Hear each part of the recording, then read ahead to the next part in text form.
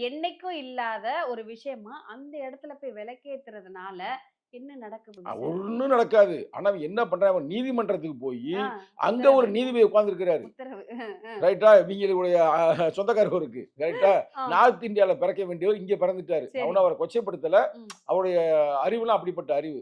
அவர் என்ன சொல்ட்டாருன்னா, "இல்ல நீ ஏத்திக்கிறலாம்." சுவாமிநாதன் ஐயா. அவரு யாரோ ஒருத்தர் ஐயர். ஆ ரைட்டா? ஐயா சரி. தான். அவரு அறிவிப்ப குடுத்துட்டாரு. ம். அறிவிப்பையும் வாங்கிட்டு நீங்க நேரா வந்து ஏத்த வரவுமே, தமிழ்நாடு அரசாங்கம் இந்த விஷயத்துல தெளிவா செயல்பட்டுருச்சு. என்ன பண்ணிருச்சுன்னா, "நீ அங்க வர்றேல வா. ஆனா கீழ மட்டும் ஏத்திக்க. மேல ஏத்துற வேல வச்சுக்கிறாத." அப்படின்னு. ஏன்னா, இங்க தேவையில்லாத ஒரு கலவரத்த உருவாக்குறது திட்டமிடுகிறார் என்பது தெரிஞ்சு போச்சு. சரி. அப்ப மேல ஏத்த விடல. ஆனா, அவிங்க நீதிபதி விடாம, அங்க இருக்கிற ஃபோர்ஸையும் ஃபோர்ஸ். அனுப்புறாப்ல. ஆமா. அவருக்கு பாதுகாப்பு அங்க இருக்கணும் நீதிமன்றத்துக்கு. அந்த ஃபோர்ஸையும் அனுப்புறாங்க. ஆனா, தமிழக அரசாங்கம் இந்த இடத்துல எவ்வளவோ விஷயங்கள்ல கோட்டைய விட்டுருவாங்க. ஆனா, இதுல வந்து நம்ம பாராட்டணும். அறிவுபூர்வமா ஸ்ட்ராங்கா 144 இருந்திருக்காங்க. போட்டாப்ல. ரைட். 144 போட்டு எவனும் இங்க வரக்கூடாதுன்னு போட்டு விரட்டி விட்டாப்ல. இப்ப நம்ம பேசிக் கொண்டிருக்க இந்த தருணத்துல நீதிமன்றத்துல உட்கார்ந்திருக்கிறாய்ங்க. எங்களுக்கு பெர்மிஷன் குடுங்க. நீங்க குடுத்து அவங்க செய்யல. நீதிமன்ற அவ அவ அவமதிப்பு வழக்கை போட்டுருக்காங்க ஆஹா. இப்ப. அது அப்படி இருக்கட்டும். எங்க தலைவர் வந்து தெளிவா அதுக்கு ஒரு அறிக்கை குடுத்திருக்காரு. நீங்க அத அத நான் படிக்கிறேன் பாருங்க. படிங்க, படிங்க நீங்க சார். ரொம்ப யோசிப்பீங்க. என்னன்னா, அவரு இவங்கலாம் ஏன் இன்னும் இழுத்து தூக்கி உள்ள போடல அப்படின்றாரு சட்ட ரீதியா. அவர் கேட்கிற கேள்வி சரியான கேள்வி. நல்லா பாருங்க. இப்பதான் நம்ம பேசிக் கொண்டிருந்த தருணத்துல அந்த இதுவும் போடுறாரு அறிக்கை.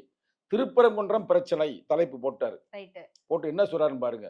கலவரத்தில் ஈடுபட்டவர்களை தமிழ்நாடு அரசு யுஏபிஏ சட்டத்தில் கைது செய்ய வேண்டும். சரியான இதுதானே சார் சட்டத்துல சொல்லியிருக்கிறாரு. கலவரம் பண்ணாங்க பார்த்தீங்களா? போலீஸ்ல அடிச்சிருக்காய்ங்க. ஆமா. எல்லாத்தையும் தூக்கி உள்ள போடுங்க. பேரிகேட்லாம் பறந்துச்சு சார். பார்த்தீங்களா? பேரிகேட்லாம் பறந்துட்டு இருந்துச்சு. அவங்கள தூக்கி கலவரம் பண்ணவங்கள உள்ள போடுங்க. அடுத்தது முக்கியம். அதாவது இந்திய கூட்டணியில நாங்களும் இருக்கோம்ல. ஆமா. இந்தியா பூரா இருக்குல்ல கூட்டணி. அந்த கூட்டணி சார்பாக அவர் சொல்றாரு, நீதிபதி சி.ஆர். சாமிநாதன் மீது இம்சிமென்ட் நடவடிக்கை எடுக்க வேண்டும். ம். தேவையில்லாம ஒரு கலவரத்த உருவாக்க ஒரு நீதிபதிக்குடைய வேலை என்ன? ஒரு கலவரம் வராம அமைதியாக அமைதியா.